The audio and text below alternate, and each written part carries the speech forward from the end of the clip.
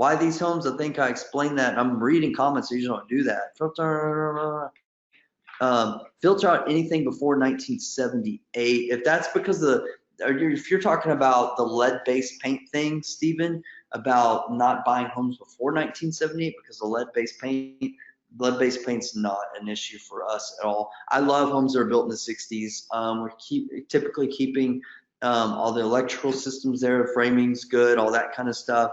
We're repiping a lot of those homes now, like we are doing that, but we're upgrading them, and we're upgrading them. That's putting us, our upgrades are putting us ahead of our competition, right? So yeah, we buy a lot of 1960s construction. 1960s construction still has good slabs, a lot of brick, et cetera, et cetera. You get into the 50s, that's where things typically get dicey in our market. We still do buy some of those, but as a general rule, that's not who we target. Now with search engine optimization, sometimes you never know what you're going to get. So there's exceptions to this rule, but that is the focus. That's the focus with everything. All right.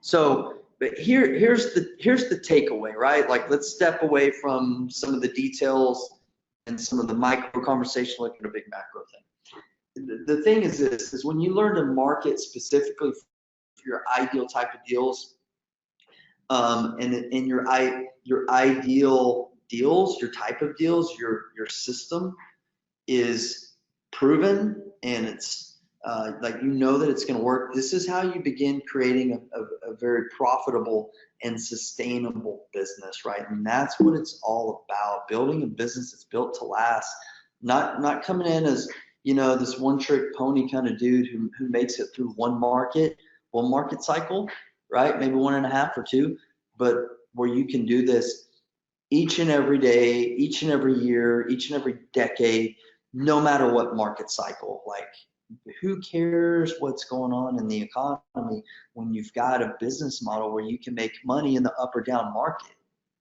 right? Heads you win, tails they lose. Like, build it like that, like where you don't care about the market. And when it comes to marketing, consistency and message clarity is of utmost importance, like what you're communicating to your end customers, like potential people that you're going to buy homes from. I see a lot of bad marketing. I've seen newbies coming in and absolutely waste thousands and thousands of dollars because their marketing piece is all jacked up. All right, a little more caffeine, a little caffeination, and we're going to get into estimating repairs. So here's sad fact number 1. Everyday investors walk away from good deals because they were unsure or uneducated about the actual cost of the repairs. That's sad fact number 1. Here's sad fact number 2. Everyday investors don't walk away from deals even though they were unsure or uneducated about the actual cost of the repairs. So this is there's a little bit of a yin and a yang here, right? So this is where, like, you have to have a system. You have to have some type of go-to system that works for you, that you have to know how to estimate repairs 2 ways. You need to learn how to estimate repairs quickly, so you can quickly analyze the deal to see if you need to move to step 2. Step 2 is to in-depth analyze and accurately estimate repairs. So the thought of this for some people is really overwhelming, and the thought of doing it is really like boring and drawn out and things like that. And I totally get it. And the thought of estimating repairs for some of my engineer friends out there is like too exciting for you, to be quite frank, and you're going to spend way more time with this aspect of the business, so much so that it's going to cost you like getting deals, because it doesn't really need to be that long and drawn out if you've got the right system and you've got the right type of platform. So this shows you a little bit of back end into a platform software that we had developed to look at all of our deals and do construction and do things like that. But what it really boils down to is that my presentation won't work. Okay, is that you have a system, right? So this is kind of like the back end of how ours is built. And what it boils down to is this, is that you need to have a system. So our system is built where every single category of a rehab, we've got a line item, right? And we break all those things out between square footage, linear feet, et cetera, et cetera. What is, and what is our cost of labor and what is our cost of materials, right? So you need to understand whenever you're doing a rehab, what are you going to do and what is going to be your cost of labor and what is going to be your cost of materials. And you're going to get into asking some questions that I'm going to cover again in some slides, but I'll touch on real quick. Is more importantly is when you're looking at the work to do in a rehab, you need to be looking at it through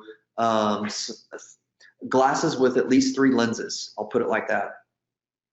When you're looking at a rehab, you need to be looking at what must you do, what should you do, and what are some wow factors or a wow factor that you can add.